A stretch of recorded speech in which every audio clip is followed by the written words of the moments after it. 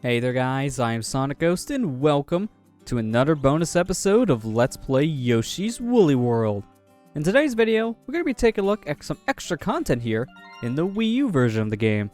So, let's go ahead and load up our file here and jump straight back into Craft Island.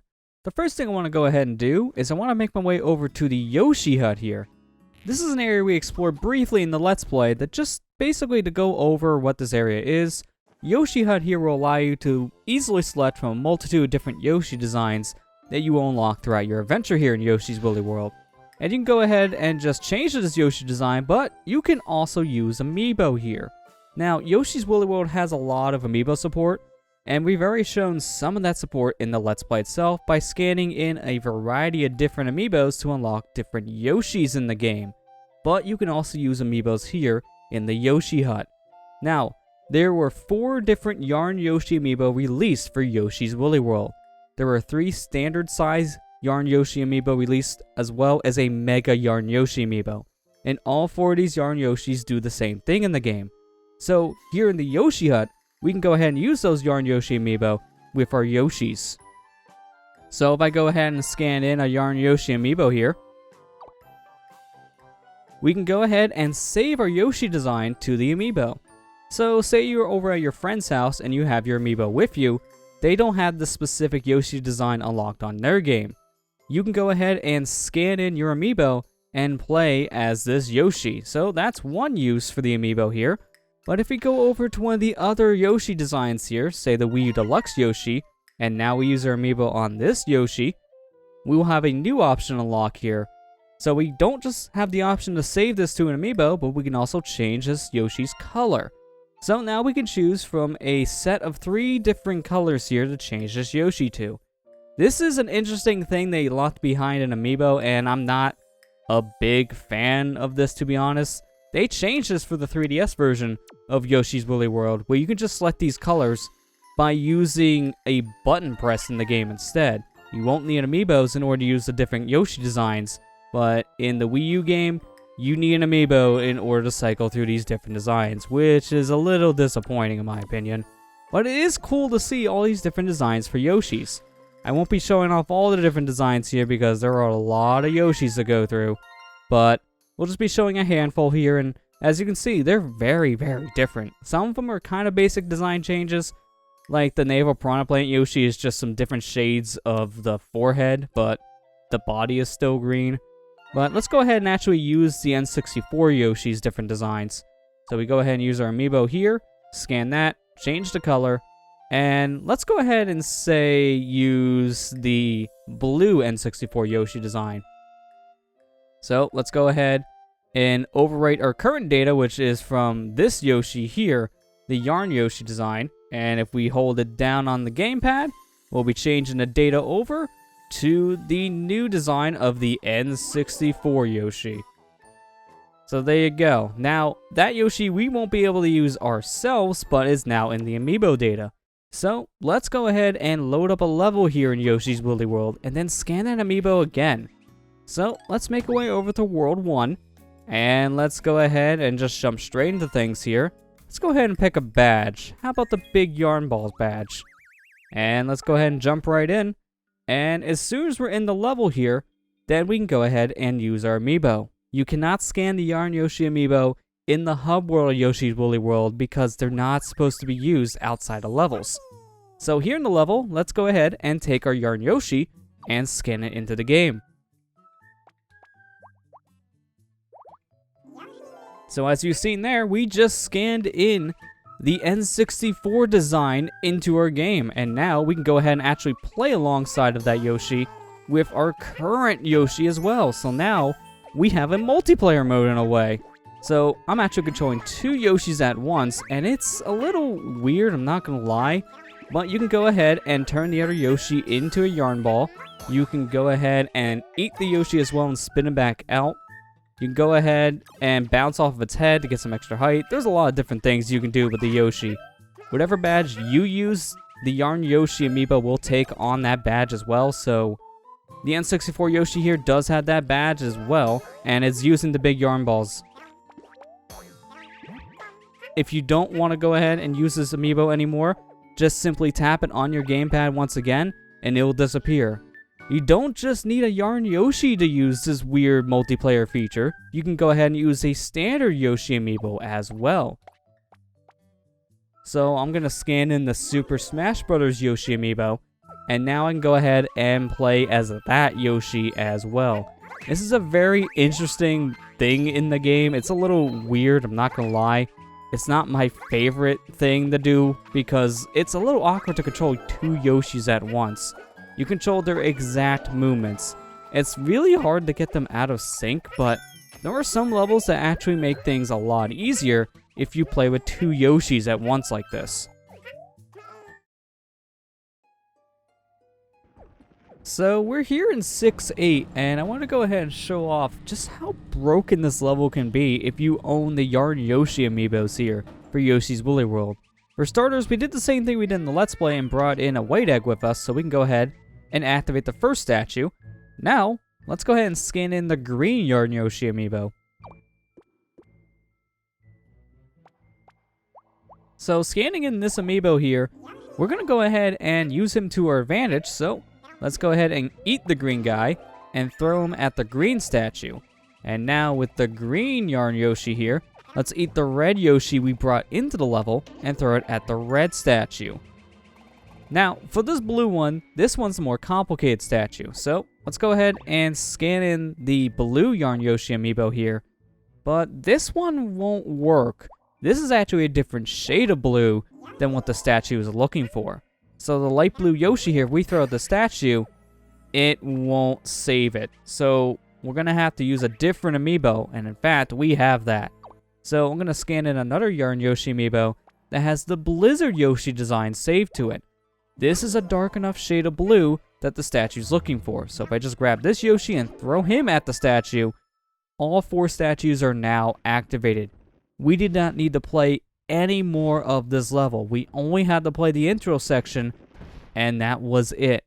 Using these Yarn Yoshi amiibos, you can really break some levels. They don't expect you to fully play this game in co-op, but if you do, there are some things that are made easier. And speaking of co-op, let's go ahead and take a look at the co-op mode here in Yoshi's Woolly World. So if you're playing the Wii U version in particular of Yoshi's Woolly World, you can play the entire game in co-op mode. When you select the stage, you have an option to either play by yourself or with a friend. And when you press co-op start, your second player just has to hit any button on their controller, and then they will jump into your game. Now, you both can play with different controllers, different kind of control schemes, and you both have different badges you can go ahead and choose from.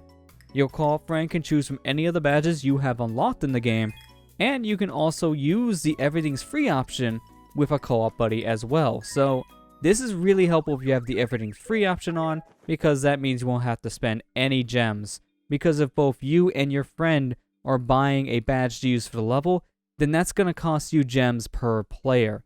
So say if both of you want to use the Make Yarn Ball Big badge, that'll cost you 1,000 beads a piece. But this game plays pretty nicely in co-op, and it does definitely help make this game a lot easier for 100% sake. Both you and your friend can go ahead and just do basically everything you're able to do by yourself. You're able to run, jump, make eggs, just basically all of the standard controls here transfer over as well. There are some limitations here in multiplayer, like the camera will lock to whoever's furthest ahead, so you will have to keep close to each other if you don't want someone outrunning you on screen, because if one player goes too high and the other player is not on screen anymore, then they can die. But co-op here does, like I said earlier, make things interesting, because just like the amiibo functionality, we can go ahead and grab our Yoshi friend here and use him as an egg, and we can also just spin him back out as well. So just like the amiibo Yoshi, you can use your second Yoshi friend here in co-op, just in case you don't have enough eggs to give yourself some more ammo in the level.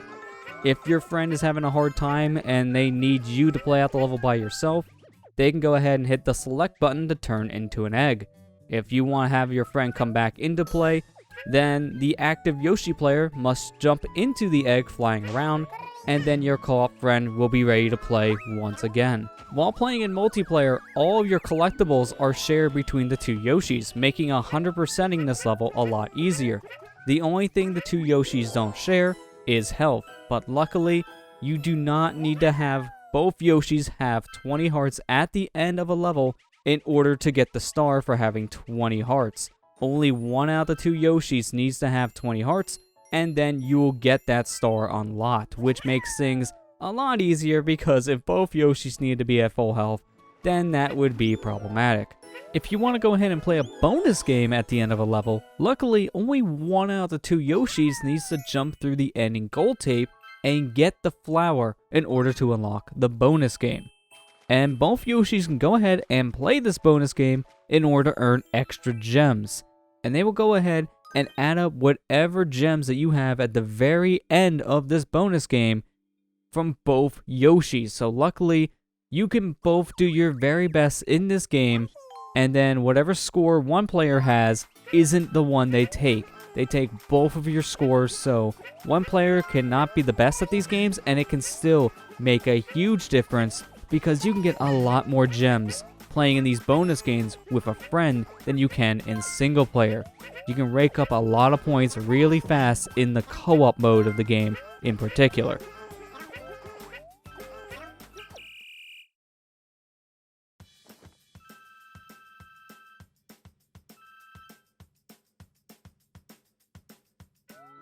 This co-op mode may be a lot of fun to play, but it is pretty stressful on the Wii U. There are certain areas in the game that do suffer from slow down playing in co-op mode.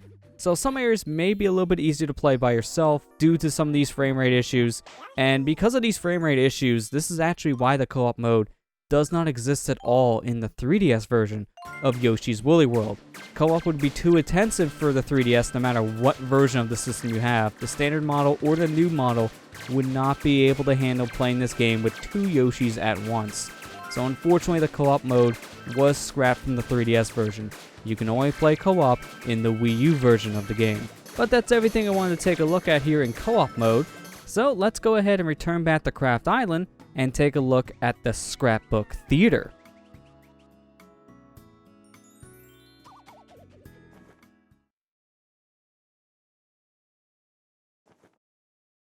So this here is the Scrapbook Theater. Here we can go ahead and view enemies that we've hit with yarn balls and also listen to the music that we've heard on our adventure. And if we go ahead and hit the view enemies list here, as you can see our number down there for the music jumped from 63 to 64. This is where our final song in the game was located. This is the enemy list in the Scrapbook Theater. We can go ahead and interact with all different enemies we've seen on our adventure, and we can just watch them walk around the screen and just do whatever else they've done in the levels. You can go ahead and press the A button to interact with these enemies as well, make them do a different animation, and you can go ahead and cycle through the many different enemies that we have unlocked here by just pressing left or right on the D-pad. Hit the B button to get out of the view of the enemy, and you can continue to scroll down here on the list. There are a lot of enemies here in the game to take a look at, and the only real weird thing I have with the enemy list here in the Scrapbook Theater is that you actually do need to throw yarn ball eggs at these enemies for them to count. If you kill these enemies by just jumping on them, then the game won't count them towards your Scrapbook Theater log. So just throw a yarn ball egg at every enemy you see. This is why at the end of the game my enemy list was incomplete, because certain enemies we just killed by jumping on top of. So I didn't actually log certain enemies because I didn't throw yarn balls at them, unfortunately. But like I said, just throw a yarn ball at everything you see, and you should be able to get every single enemy here in your Scrapbook Theater. This doesn't just show enemies in the game, but this will also show bosses as well. So here we can take a look at Notwing the Koopa, for example, and we can go ahead and press the A button to see what he does, and as you can see, pressing the A button makes him do his little spin attack, and that's pretty much everything here with the enemy list.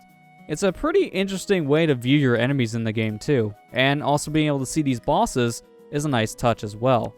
But let's go ahead now and go to the Listen to Music tab, and this is our sound test of the game. So we can go ahead and select any of these songs, so let's go ahead and select the first one we see here, Yarn Yoshi Takes Shape. Here we'll go ahead and be able to listen to the music while watching Shy Guys fly across the screen as music notes. I really like this little extra visual charm to the sound test.